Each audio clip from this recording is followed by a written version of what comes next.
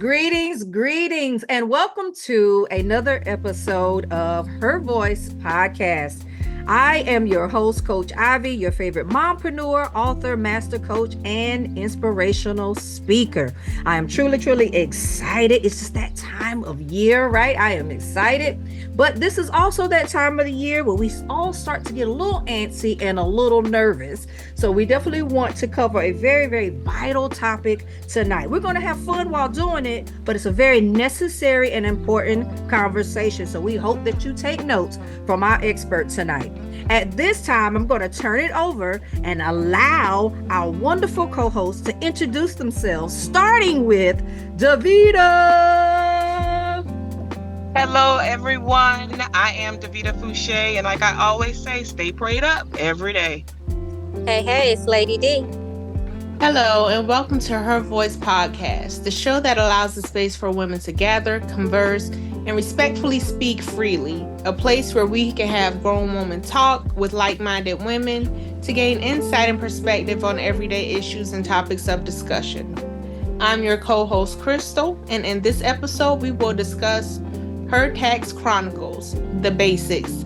Let's welcome our guest, none other than our very own Miss Melonie Edge, to the show. Woohoo! And before we turn it over and allow our expert to take over the mic, let me tell you a little bit about Melonie Edge. She is a passionate business owner and the thriving driving force behind Cutting Edge Tax Services. With over 20 years, y'all, of experience in the industry of insurance and 6 years at H&R Block, she brings a wealth of knowledge and expertise to her clients. Holding a life insurance license, she is dedicated to helping individuals and families navigate their financial journeys with confidence. Beyond her professional achievements, she is a speaker, blogger, and an inspiring author. She encourages others to embrace healthier lifestyles through her transformative program called There Is No Edge. Having struggled with her own relationship with food and health, she also understands the challenges many face. After being diagnosed with diabetes, she decided to take charge of her life, finding joy in Zumba and eventually becoming an instructor. Her quirky smile and unwavering positivity shines through as she shares her journey, motivating hundreds to take their own steps towards wellness. There Is No Edge serves as a supportive community for those seeking encouragement and inspiration to become a size healthier. While she works hard to achieve her goals, she still enjoys an occasional treat from the Cheesecake Factory, proving that balance is key on the path to health. I turn it over to none other than Melonie Edge. Hello, everybody. It is Melonie, and as always, y'all know he's not through with me yet. So I'm here on a different platform today, and I'm just thankful to be here. And thank you guys for allowing me to give you a little bit of my knowledge and what I know. So thank you. Absolutely. And thank you for being here and being so willing to be an open book to us all. And so let's start this conversation with, as we talk about taxing, which feels daunting and overwhelming. But let's start here. What is the purpose of taxes? Why we gotta pay taxes? Why they in my check? Why they in my check? That is always the question that people ask when they come to get their taxes filed, is why we have to pay taxes to begin with. Mm-hmm. But just simply put, we pay taxes. Basically, it's the sum of money that we pay the government, that the government takes it and pays for public goods and services. So your roads, your education, Social Security, Medicare. For some people, Social Security, Medicare might they always saying it may not be there when you get to that age if you're not old enough already to be receiving it. So those are things that taxes pay for, and that was some of the reason why taxes was even established and started. Back when the Civil War started, the first one, not the second one, but the first one, they needed to pay for it. And they were like, okay, how are we going to pay for this? So they came up with this revenue stream of income by getting taxes from the people. That's some of the reasoning we pay taxes, so that we can take care of the world. Oh, well, not the world, but although we do give our money out, but we do, don't we? That's a good point. But we won't go there. We won't get on that soapbox. Melonie, I have a quick question. So let's say somebody is filing their taxes for the first time, and they just need to understand some of the basic forms, some of the basic key terms, some of the basic tips of filing, like for themselves for the very first time. What would you advise them to do? Okay, so I'm gonna say this, and as a tax preparer and someone who owns a tax business, I know y'all gonna say this is the craziest thing ever, but anyone can do taxes. I say that if your taxes are simple, meaning it's just you, some W-2s, but if you can read, you can do your taxes. However, I will say, when it comes to forms, you have what you start with is your W-4. That's that first form they give you when you first get that brand new job and you're excited and you go on, or you get a bump in pay and you got your W-4 and you're like, okay, what am I supposed to do? W-4 used to be very confusing. It used to say, one for your job, one for you as dependents. For your job, your job don't depend on you don't depend on your job in the sense of they're in your household and you're taking care of them. So don't put your job as a dependent, because it's not. You are your only dependent. So if it's just you, either put 1. I always recommend, if it's just you, to put 0 on your W-4. The W-4 nowadays can be misleading a little bit too, but you want to make sure that you're putting that dependent as either 1 or 0. And if you have a dependent, then you want to add 1. If you don't have a dependent, do not add it.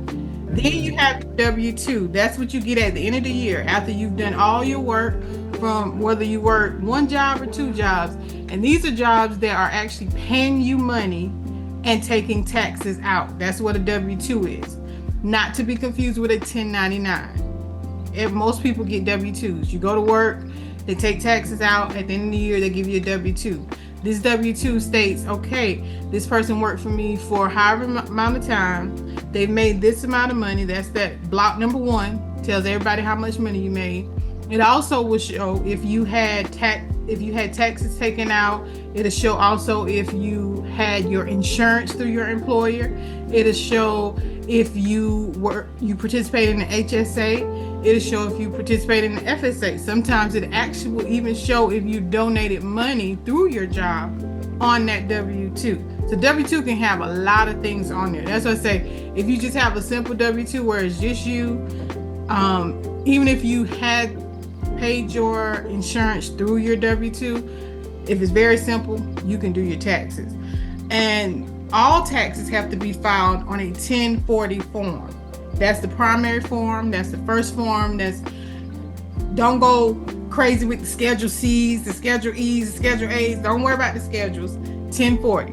Everybody has to file a 1040. The 1040, it's going to require you to put how much you made, how much taxes you paid, and then it's going to tell you if you owe or you don't owe.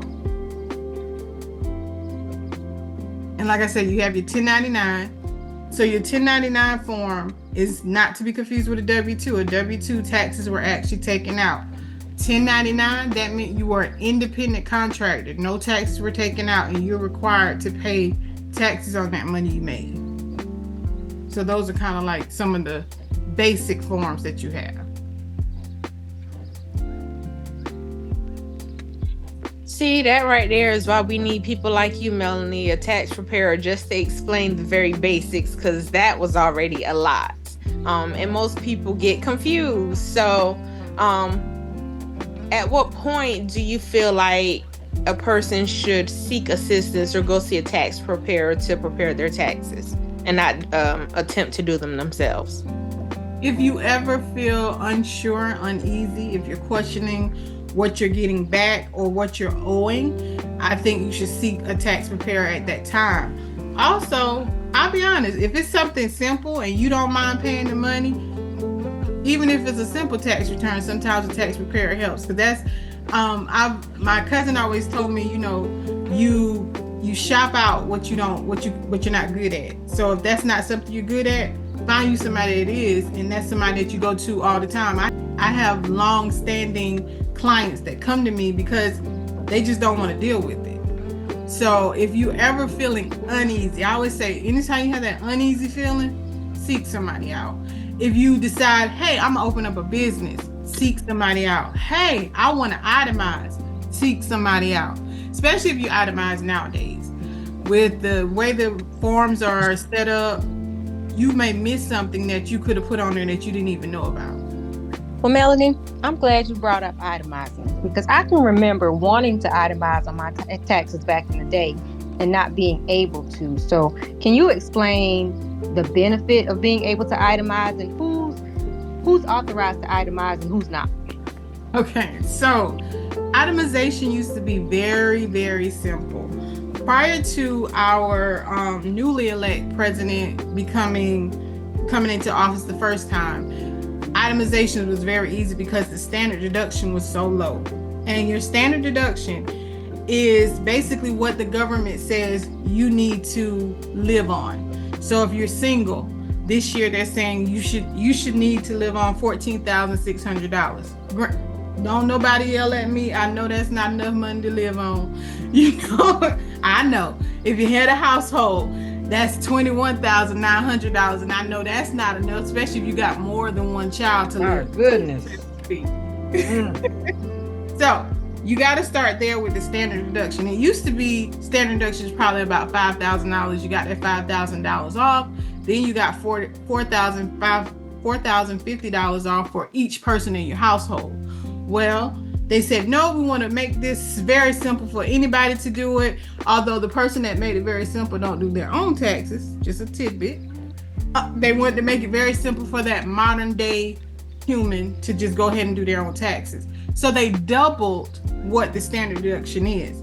So when you go to itemize, in order to itemize, you have to have, so say you're single, you have to have $14,601 worth of itemizations in order to actually itemize.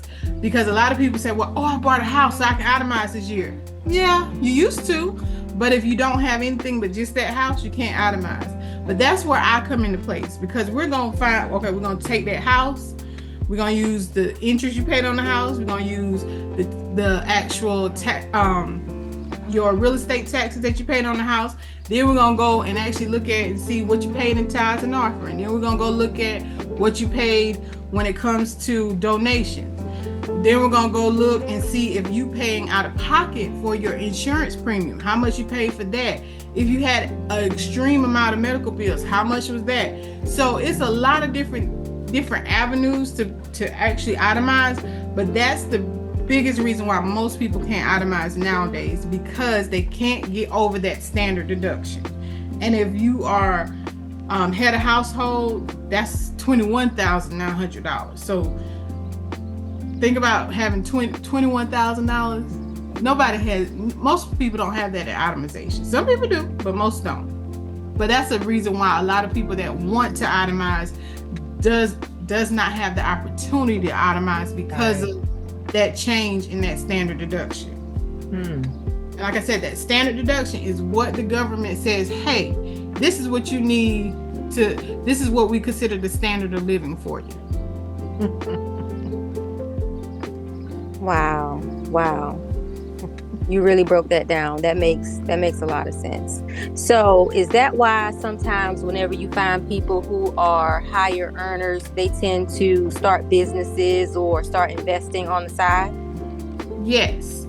One of the things that really drives a lot of people to do that is because of that standard deduction is so high and they can't get over that in itemization. The best thing to do is, when you start a business, then you have a lot of different avenues you can go. Now, I always tell people, if you're going to start a business, make sure it's a business, and you do want to one day make a profit. So don't think every year you're gonna pull a loss in the business, because you do want to one day make a profit, especially if you ever want to buy anything. But what they do, that offsets what you made on your full-time job. So say you have this W-2 job that you're working, and then you open up a business.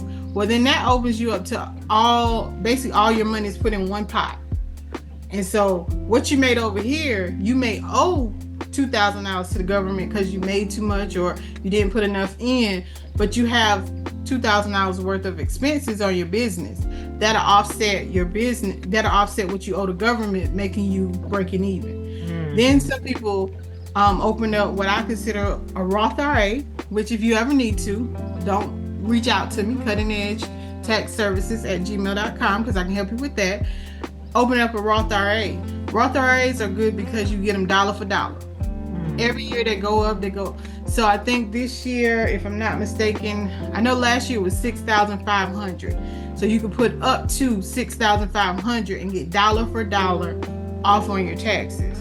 Another one that some people that, make a lot of money, they do is what we call a 529, especially if you have kids.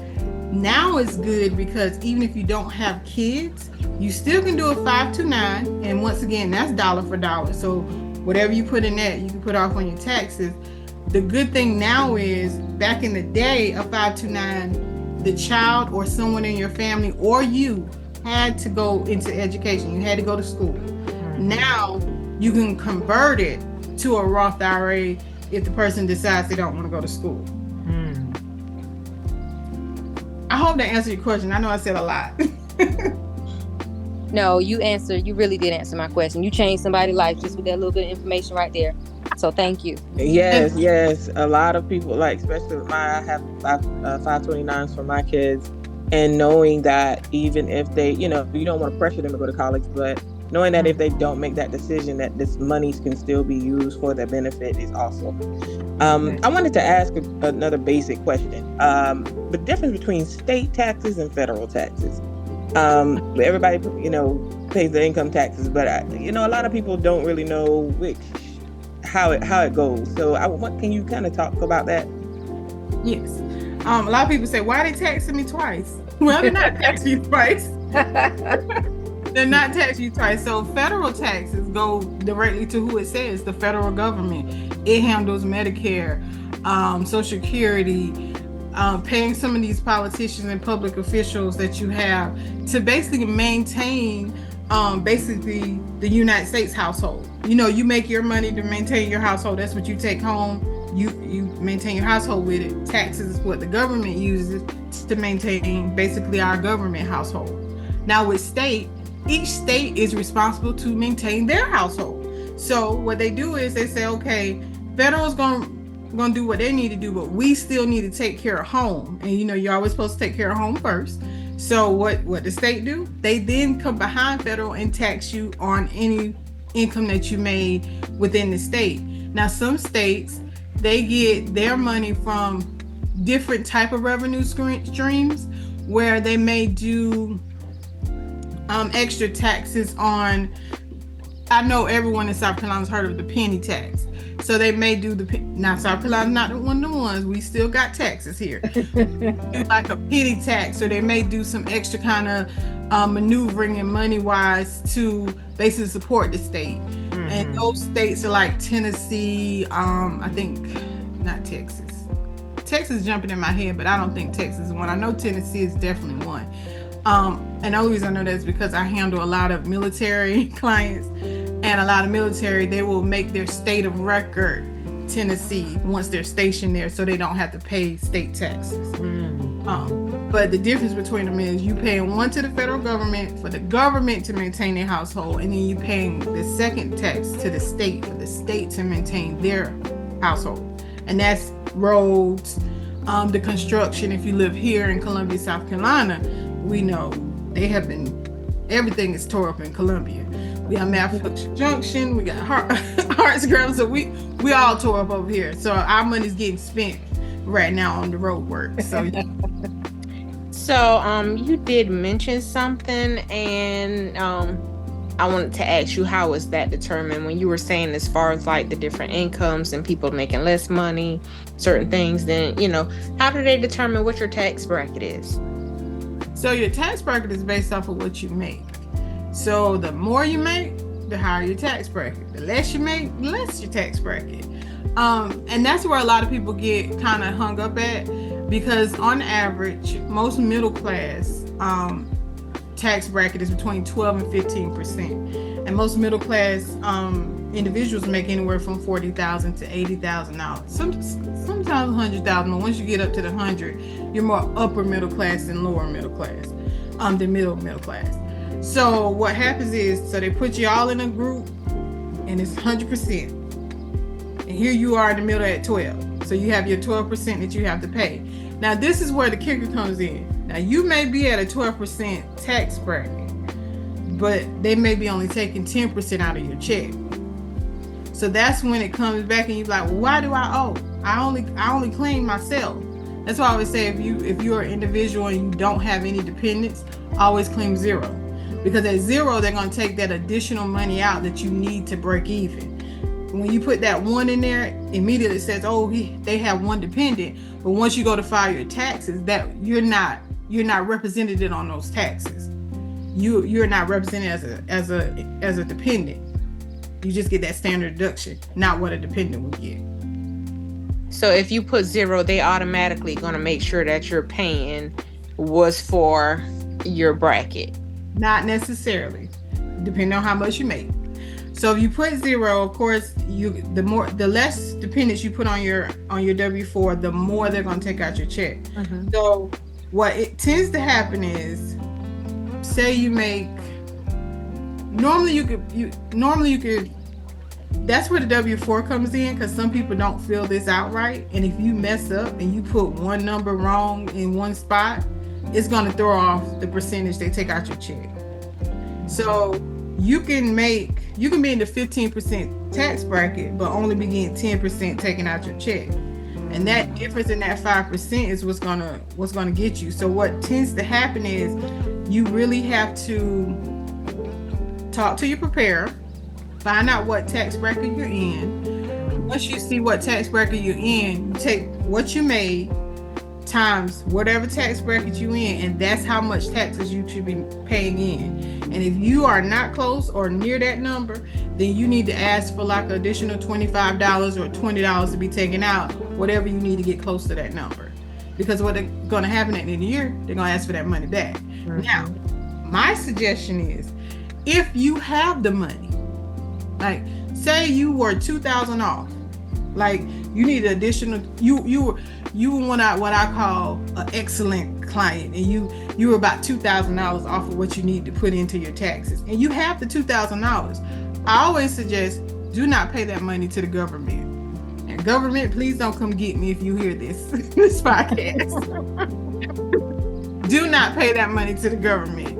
If you owe the government and you have the money ready, able to sign that check and pay that money, do not pay that money to the government. Go open you a Roth IRA. If you have not maxed out your Roth IRA, you have up until April the 18th of the year that you are filing to put money into a Roth IRA.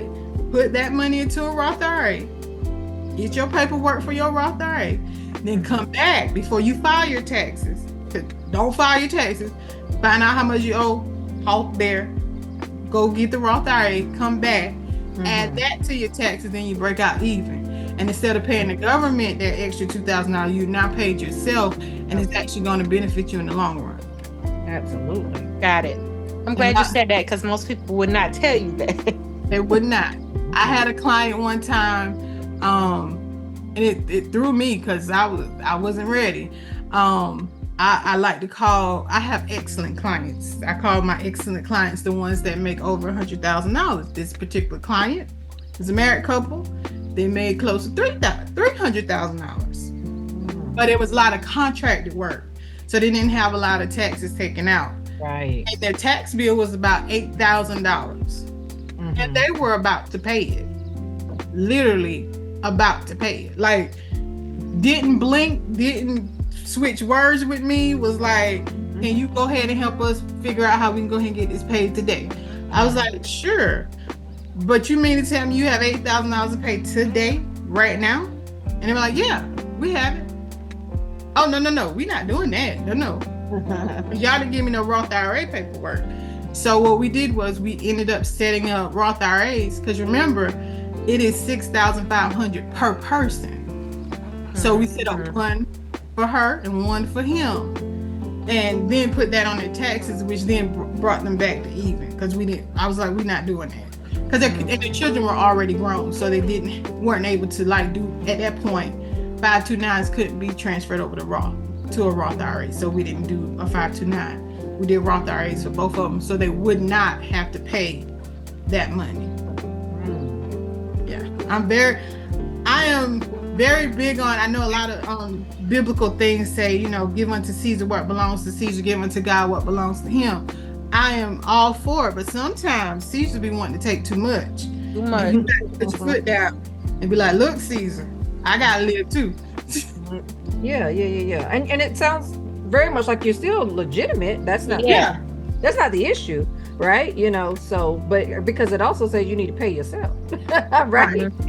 And we got to live, and we're saying that the federal government it never seems to just be a realistic number. They always want to make that number, as far as the tax credits or whatever, for you to break even, a super low number, when in reality a 1-bedroom apartment is $1,200, and you pay that 12 months out the year. Come on now, that's $14,000 just for rent. We're not talking about the other expenses. We're not talking about your property taxes on your cars, or if you own a property, or the private mortgage insurance, those extra fees, like homeowners insurance. It is just so many other things that are not calculated for.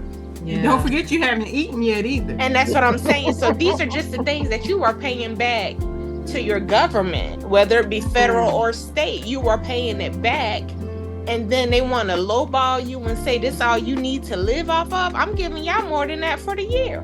Yeah, right. I mean, I'm in that same breath, Melonie, how can we pay fewer taxes? How can we just save whatever penny we can? I was gonna say, Lady D said it earlier, a lot of people in order to pay fewer taxes do open up businesses. That is one way. That's become the new way that a lot of people try to pay less taxes, is opening up business. I always say, make sure that if you do decide to open up a business, that you make it legit. Be legit. Make sure that you keep it. I like to call it your tax prep binder. This is where you're gonna house all your expenses. You're gonna house all the income that you get. You want to keep copies of everything, because what you want to do is make sure that no matter what, because a lot of people are opening business, they are being attacked more. Yes. So that's like one of the things that are happening, even now with the BOI. That's a beneficiary owner identification something form. And they're starting that now because a lot of Black and brown folks have decided to start businesses. Right. And so what happens is you have certain states that does not require you to say who started this business. You can open up a business. I want to say it's a W state. So I think in Wyoming, it's one of them. You can open up a business in Wyoming. When I say open up a business, you can obtain a LLC in Wyoming, and you do not have to list yourself as the owner. So you have all these businesses out here, but you may not know who the owner is. So this is the government cracking down and saying, okay, hold up, let's figure out who owns this business. Because we have a lot of business, a lot of LLCs coming through. A lot of people are using Schedule C's and saying, hey, I got a business. A lot of people are saying, hey, I have rental property, but let's find out who owns this actual business. And so with them doing that can help you not pay as much taxes.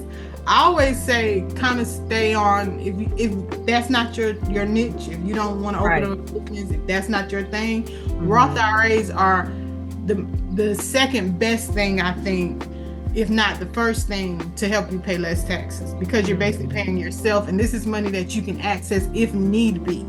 Now, I will say this. I have to preface this. If you put money in a Roth IRA, if you put money in a 401k, 401ks don't count for getting money off your taxes. It's you can have money taken out that won't be pre-tax. And that's a whole nother story, but I won't talk about it. I'll stick with Roth IRAs.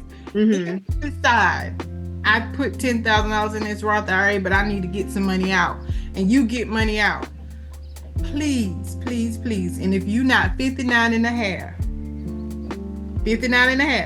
make sure you let them take taxes out of that money too, because that now then becomes income again.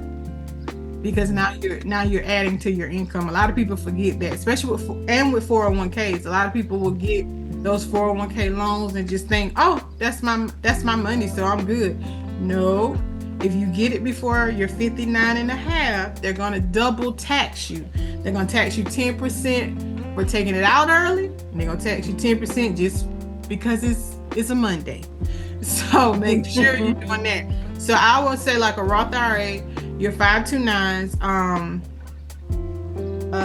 what's another way you can kind of, if you have a home offices, they can, because a lot of people working from home now, they have to maintain a home office in their homes. That's another way. Itemization, believe it or not, it is hard to itemize, but it's not unfathomable to do it. You can do it, but you just gotta really knuckle down and make sure that you're saving all your receipts, that you are, when you pay those taxes, you making sure you keep that receipt for those taxes. Your car taxes, if you have multiple cars, all those car taxes can be put on there once you start itemizing. Real estate taxes, making sure if you have multiple homes that you adding up those real estate tithes and offering. If you are truly putting in your tithes and offering, because if you're truly putting in your 10%, it can add up. You know, because some people put more than 10% in. If you are donating close to the Goodwill, make sure you're getting that receipt from them. If you donate to the Salvation Army, if you're donating to United Way, if you're donating to any reputable nonprofit. And I say reputable nonprofit because if you ever have to prove this, you want to make sure, hey, this is my documentation. This is who I gave it to. They legit. And when I say legit, they should have a tax ID number. They should have an EIN number that you have that is associated with a nonprofit. Those are some ways. I said a lot, but I hope that helped with some ways you can kind of reduce your tax liability. Yeah, that's good.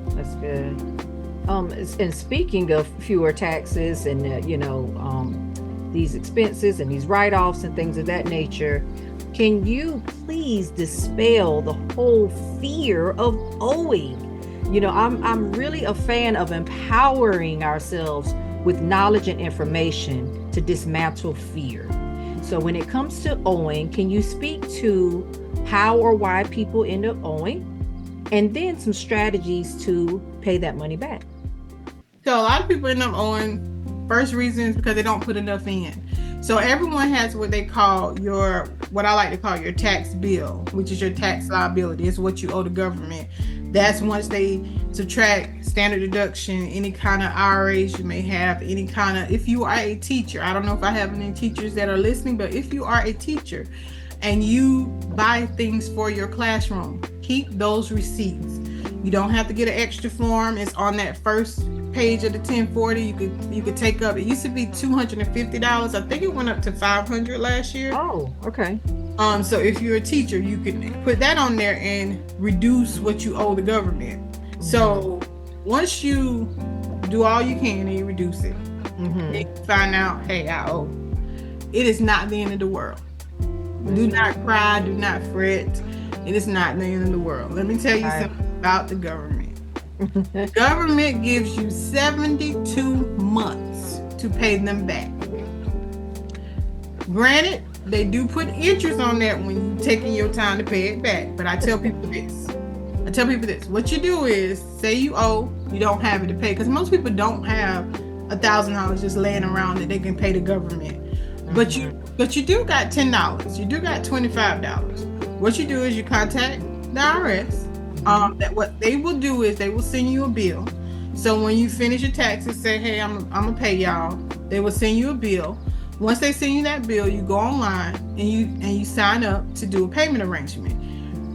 Even though you may pay that $1,000 off in a year, still take the full 72. And the reason I say this is because now you know where we want to take our power back. So now we know how much we owe. So we knew we were lacking $1,500. So for the next year, we're gonna make sure that we're taking out enough taxes. We're gonna make sure if we need to take a little extra, we're gonna do that too. Because then what happens is the next year when you file your taxes, you can potentially get a refund by making sure that you paying in what you need to pay in, even if you're paying a little extra. Granted, they're gonna snatch it. They're gonna snatch it because you owe. But you want them to snatch it because the more they snatch it, the less you're gonna owe. And then that way you can, whatever you do owe, you can actually get it paid down quicker. So I always say, don't fret. Don't, oh my Lord, what am I gonna do? Oh no, we're not gonna do that. What we're gonna do is we're gonna contact them. And I always say contact them. Don't wait for them to contact you. Contact them and say, hey, I need to make a payment arrangement. They will allow you to make a payment arrangement up to 72 months. That's right. And so whether you owe $500 or $5,000, 72 months. And like I said, you don't necessarily have to wait the full 72 months. If you have a little bit that you owe, you can always pay more. And I always say get on an auto draft with them. So that way you don't even have to think about it. It's there, you're paying it, you're good to go. That's a great tip. Yeah. You said something earlier, Melonie. You said they will mail you. They will send something in the mail, right? Or you talked about the mail. So will the IRS ever call you?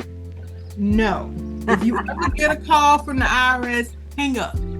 Right. That's the IRS. They ain't got time to be sitting on. If you ever call the IRS, even if you call them early in the morning, they open up, I think, at 8 o'clock in the morning. Even if you call them at 8 o'clock, you call at 7:58, it's already in front of you.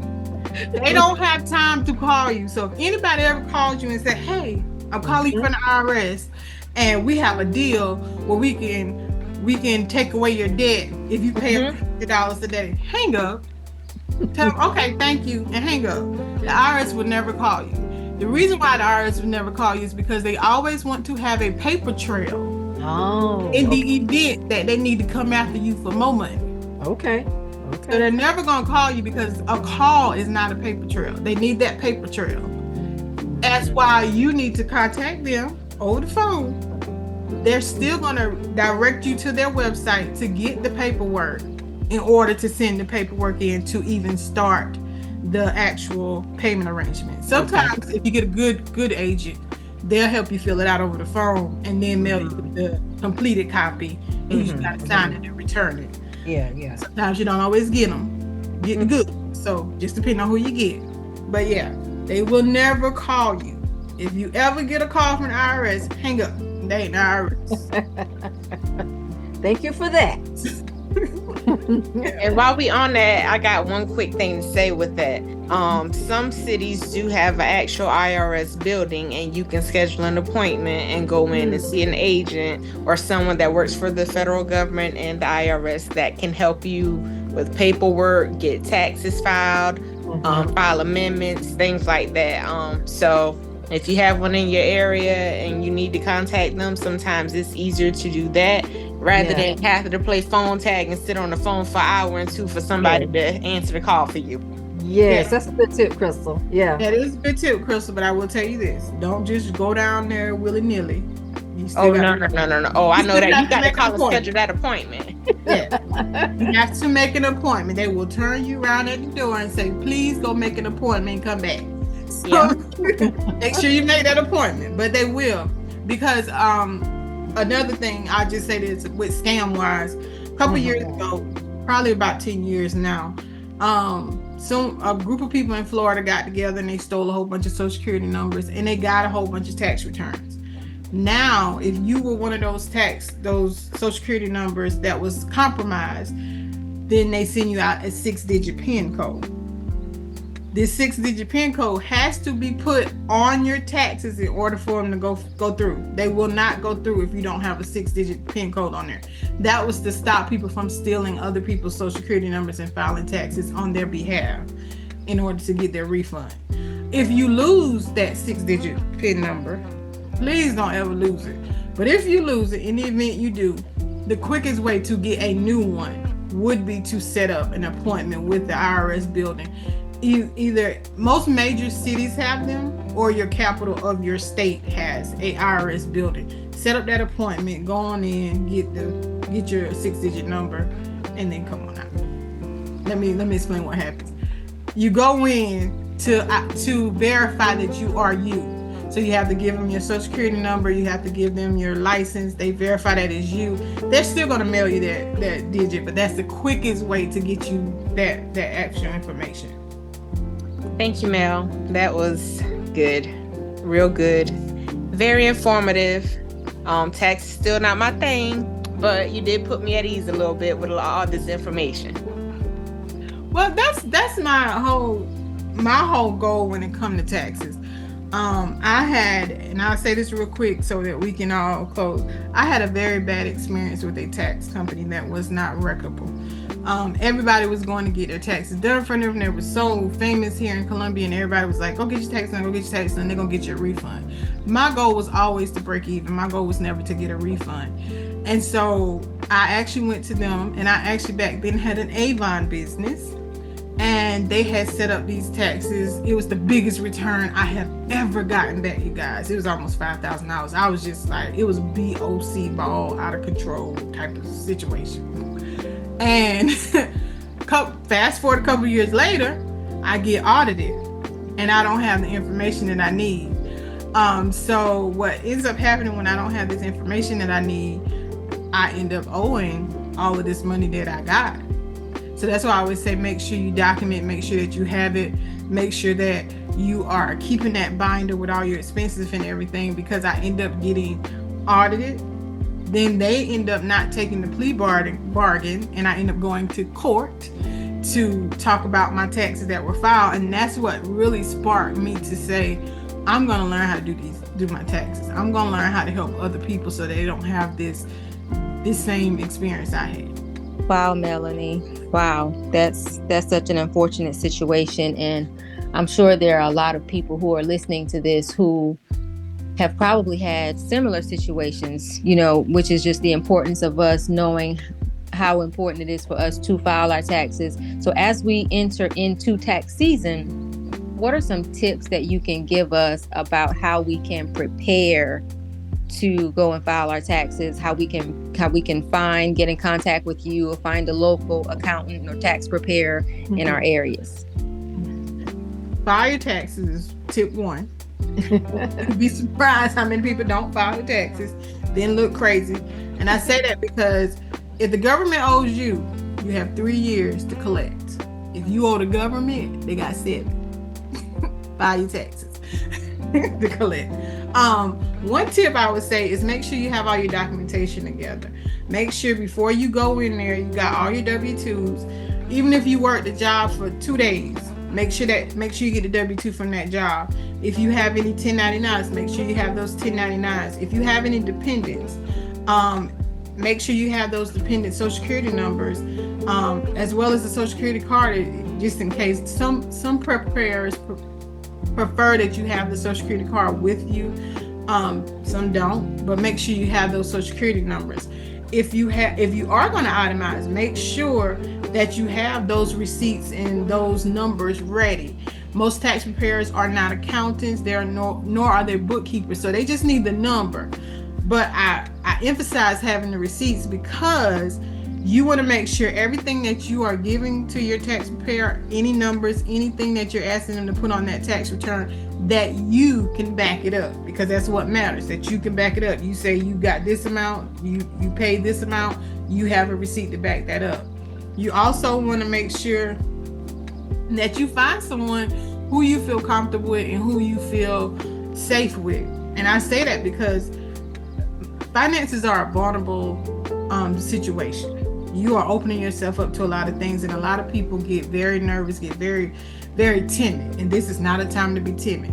We are trying to make sure that you don't have to owe or that you break even, and we don't need you being timid. You can always reach out to me. I actually do taxes virtually as well as in person. Cutting Edge Tax Services at gmail.com. You can contact me there as well as I don't even know if I should give out my telephone number, but just email me. I got you. I'll send you a form. We can do an interest form. I also do one-on-one consulting just to help you, especially if you have a business, in order to get you prepared. So if you do have a business and you are putting your business on your taxes, another tip, like I said, make sure you have all those documentations good and together. I always say get you a nice little binder where you keep all your paperwork so that when you're there, you just got to say, okay, this is the number. All right, I paid this, I paid that. Like I said, most tax preparers do not do bookkeeping work. They just want the numbers. I, however, will work with you on the bookkeeping side as well. So like I said, you can always reach out to me, Cutting Edge Tax Services at gmail.com. I'm here for your needs and helps, just to keep you afloat. I got you. Thank you. And can you also share your website with us as well? My website is www.cuttingedgetaxservices.com.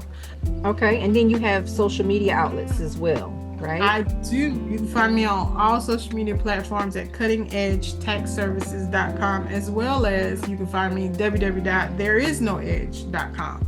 So look at me on Facebook, Cutting Edge Tax Services, and you always can go to my website and get in contact with me there too as well. Absolutely. So you shouldn't be too hard to find, right? No, I'm not hard to find at all. I was about to say even my personal page is public, Melonie Edge, so you can find me. Absolutely. If you find me. Absolutely. Thank you for that. Well, thank you, Melonie, for again just being so open, being direct, being honest and transparent with us. Again, congratulations on opening up your own business, your own services. Again, you've been doing this for many years, and so now you are taking it by storm. And so we are truly celebrating with you as a business owner, a continued business owner, multiple business owner. And so again, thank you for being with us. Thank you so much for having me. This is dear to my heart. Like I said, I always want to make sure I'm helping everybody. And I just wanted to add that I am a full service tax preparer. We file electronically. You can pay your fees out of your return. We also have options for you to get what we call, anybody know H&R Block, they call it a refund advance. We do have options for that as well. Of course, it will be additional charges for that, but we also have it. So we are a full service tax preparation business. Thanks for adding that. We'll be sending people your way. We are always looking for purpose partners, so we welcome you to explore and learn more about the Inspire Her community by visiting www.inspirehernetwork.org. Also, feel free to follow us on Facebook, Instagram, TikTok, and even LinkedIn. Listen, we want to equip you with the information so that you can be empowered. So just remember, as you go forth, just to walk in the essence of knowing how to handle your business. Be bold, be courageous, and as always, be inspired.